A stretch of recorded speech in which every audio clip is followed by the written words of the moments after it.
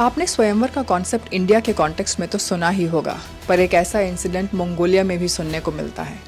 बात साल 1260 के आसपास की है। मंगोलिया में एक बहुत बड़ा शासक हुआ जिसका नाम था कायडू, जो लेजेंडरी गेंगिस खान का पड़पोता था।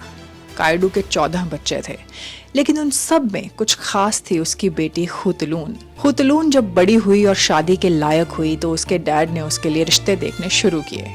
लेकिन हुतलून कोई आम राजकुमारी नहीं थी, वो एक वॉरियर थी जो अपने भाइयों से बेहतर तलवारबाजी और तीरंदाजी करती थी।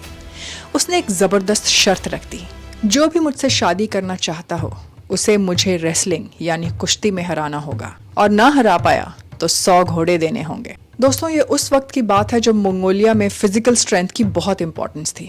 आज भी है, लेकिन उस वक्त तो मंगोलियंस पूरी दुनिया से लड़ते थे। हुतलून के डैड का रुतबा, उसकी खूबसूरती और उसकी ताकत के किस्से, इस सब से अट्रैक्ट होकर दूर दूर से योद्धा आने लगे। सबको लगता था कि एक लड़की को हराना कौन सी बड़ी बात है। लेकिन हुतलून कोई मामूली राजकुमारी नहीं थी, वो एक रेसलिंग प्रिंसेस थी। एक से बढ़कर एक रिश्ते आए, और फिर एक बार एक बहुत अमीर राजकुमार आया जो इतना कॉन्फिडेंट था कि उसने 1000 घोड़ों की शर्त लगाई, बलिष्ठ बाहुबली। सबको लगा कि ये शायद जीत जाएगा। मैदान सज गया, हजारों लोग देखने आए। दोनों के बीच कड़ी टक्कर हुई। राजकुमार की ताकत हुतलून की टेक्निक और फुर्ती के आगे ज्यादा देर न टिक सकी।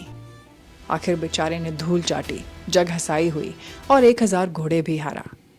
ऐसे और कई पहलवान आए, पर हुतलून को कोई नहीं हरा सका। एंड रिजल्ट ये रहा कि हुतलून ने इतने आदमी हराए कि उसके पास 10,000 से भी ज्यादा घोड़े जमा हो गए। वो उस वक्त की सबसे अमीर और ताकतवर औरत बन गई थी। लोग उसे आयु रोग यानी शाइनिंग मून कहते थे। लेकिन क्या हुतलून ने कभी शादी की? इस पर इतिहास थोड़ा बटा हुआ है। कुछ लोग कहते हैं कि उसने कभी शादी नहीं की और अपने पिता के साथ युद्ध के मैदान में दुश्मनों के छक्के छुड़ाती रही।